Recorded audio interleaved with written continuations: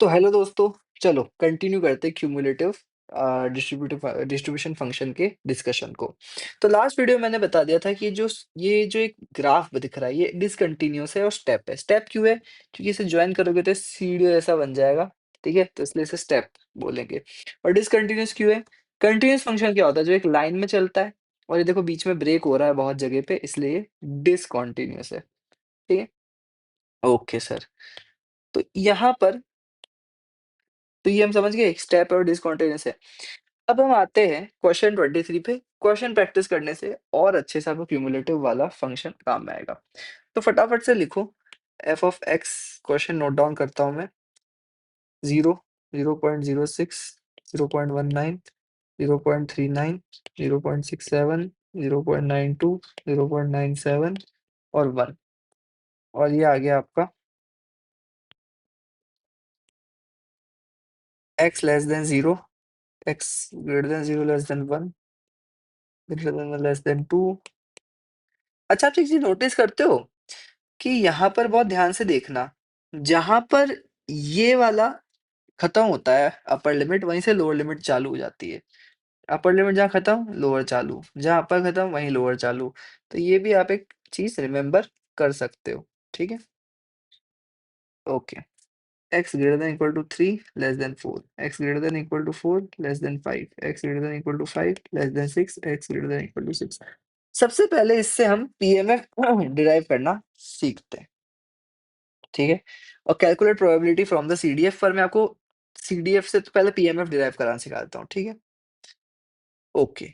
PMF derive करने के लिए पहले तो आप ये कॉलम बनाओ, x सारी वैल्यू लिखो, 0 1 2 3 4 5 6। ओके, 0 1 2 3 4 5 6। Okay sir.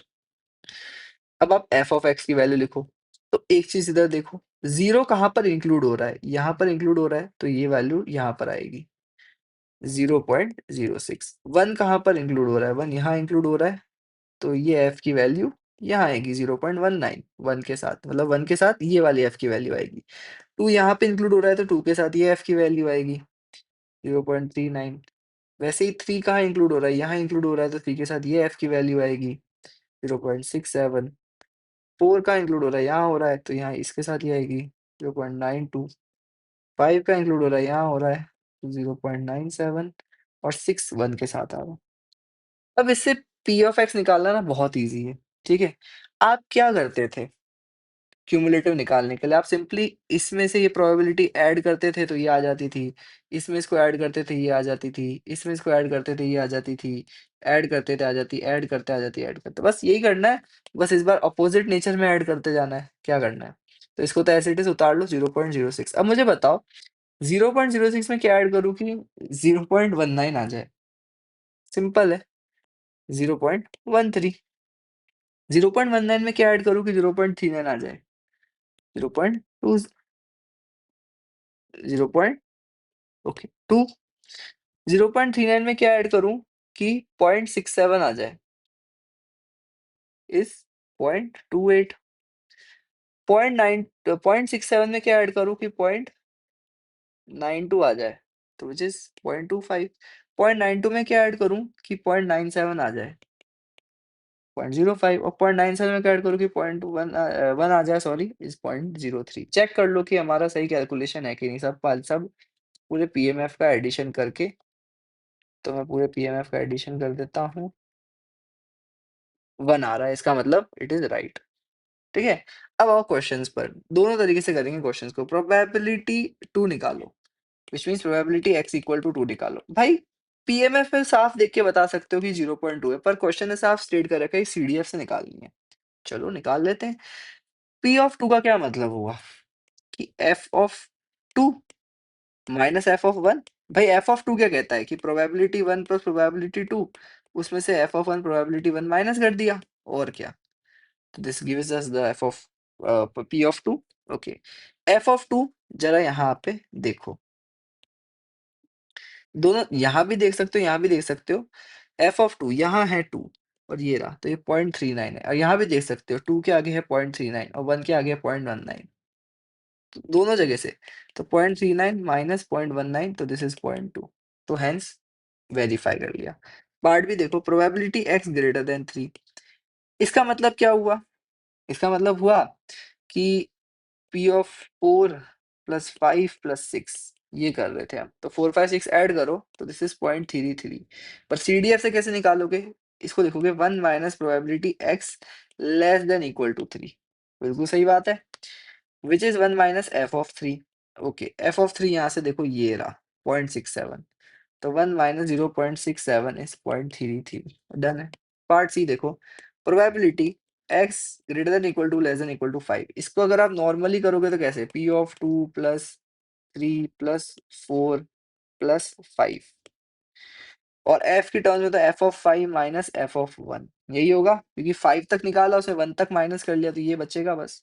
5 तक निकाला मतलब p of 1 plus 2 plus 3 plus 4 plus 5, उसमें 1 को हटा दिया तो बचा क्या, ये 5 देखो, 5 के लिए 0.97 है और 1 के लिए 0.19 है, तो 0.97 माइनस 0.19, 0.97 माइनस 0.19, तो दिस इज 0.78।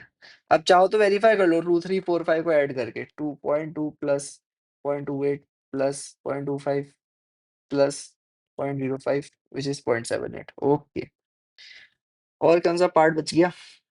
डी पार्ट है, which is probability 2 not inclusive 5 not inclusive, तो ये होगा 3 प्लस 4। ठीक है, और CDF से करना है तो this is f of 4 minus f of 2, क्योंकि f of 4 is 1 plus 2 plus 3 plus 4, उसमें 2 हटा दिया, नहीं 1 प्लस 2 हटा दिया, बचा क्या 3 और 4। f ऑफ 4 क्या है? यहाँ देखो 0.92, या फिर यहाँ से भी देख सकते हो ये 0.92 है। f of 4 is 0.92, f of 2 is, यहाँ से देख लो 0.39, चाहे यहाँ से देख लो 0.39, 0.39, तो 0.92 माइनस 0.39 विच इज 0.53। इसको वेरीफाई कर लो 3 और 4 को ऐड करके, 8 पर 0.53, चलो सही है। क्वेश्चन 24 पे आओ, सेम टाइप का क्वेश्चन है। ठीक है, 0.3 0.4 0.45 0.61 4 5, ओके, x लेस देन 1। वहां जहां से खत्म वहां से कहानी शुरू।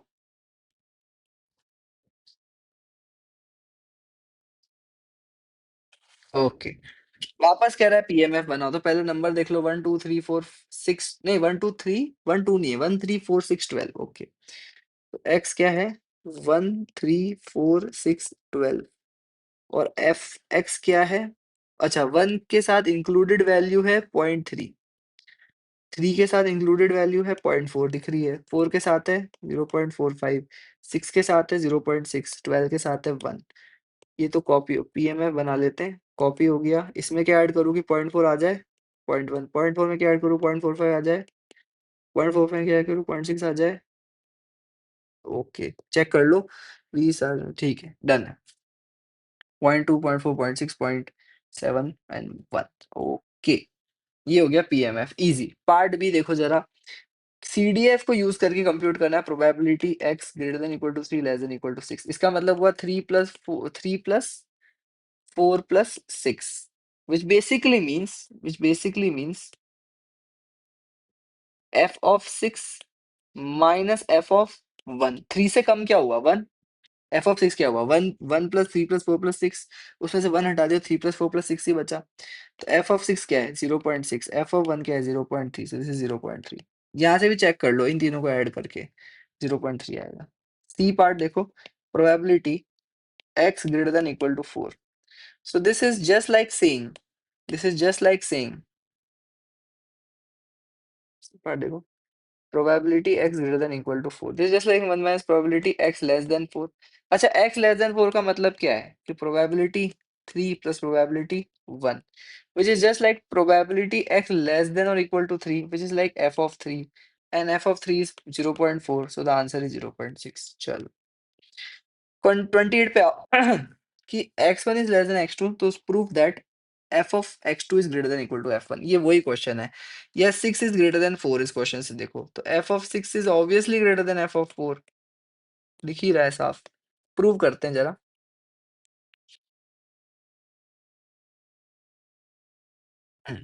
f of x2 क्या हुआ, probability x less than equal to x2, तो ये x2 और ये x1, तो लेस देन इक्वल टू, तो यहाँ तक पहले अपनी गाड़ी पहुंचाओ, probability x less than equal to x1 plus ये वाला एरिया, probability x greater than x1 not inclusive क्योंकि यहाँ इंक्लूड हो चुका, less than equal to x2।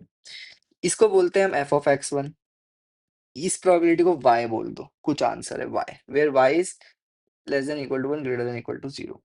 अगर y 0 हो गया तो f of x2 is equal to f of x1। अगर y ग्रेटर देन 0 हो गया तो f of x2 is greater than f of x1. So hence we have proved that f of x2 is greater than equal to f of x1. तो इससे साथ cumulative function भी मैंने आपको करा दिया। अगली वीडियो से we will start with variance, expected value और उसके बाद से वेरियस प्रोबेबिलिटी डिस्ट्रीब्यूशंस। प्लीज ध्यान से ये सब वीडियोस देखना, रिवाइज करना, क्वेश्चन सॉल्व करना। तब तक के लिए बाय बाय।